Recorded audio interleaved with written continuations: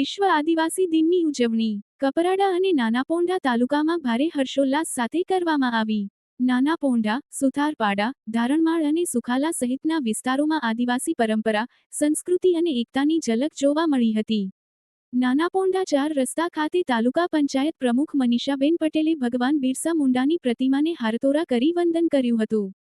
આ પ્રસંગે મનીષાબેન પટેલે સમાજના યુવાનોને શિક્ષણ તરફ આગળ વધવા અને સમાજના વિકાસ સાથે દેશના વિકાસમાં યોગદાન આપવા આહ્વાન કર્યું હતું. જ્યારે એપીએમસી ચેરમેન મુકેશ પટેલે વિશ્વ આદિવાસી દિનની શુભેચ્છાઓ પાઠવી હતી. કાર્યક્રમની શરૂઆત પરંપરાગત આદિવાસી ધાર્મિક વિધિ અને વાજિંત્રોના નાદ સાથે કરવામાં આવી હતી. તે પહેલા કથી ડીજેના તાલે ભવ્ય રેલી નીકળી હતી, જે ડેપો મેદાન ખાતે પહોંચી સંપન્ન થઈ હતી.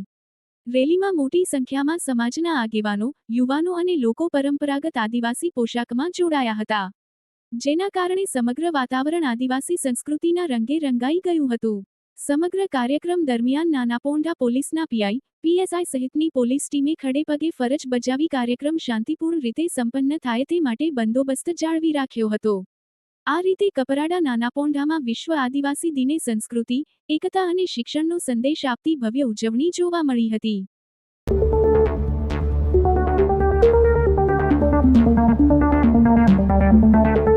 नमस्ते, ब्लू मून मोबाइल गैलरी में आपका स्वागत है। यहाँ आपको सभी प्रमुख ब्रांडों के फोन और अप्लायंस मिलेंगे। आज ही तुलसी एस्टेट, डुंगरी, वलसाड में हमसे मिले।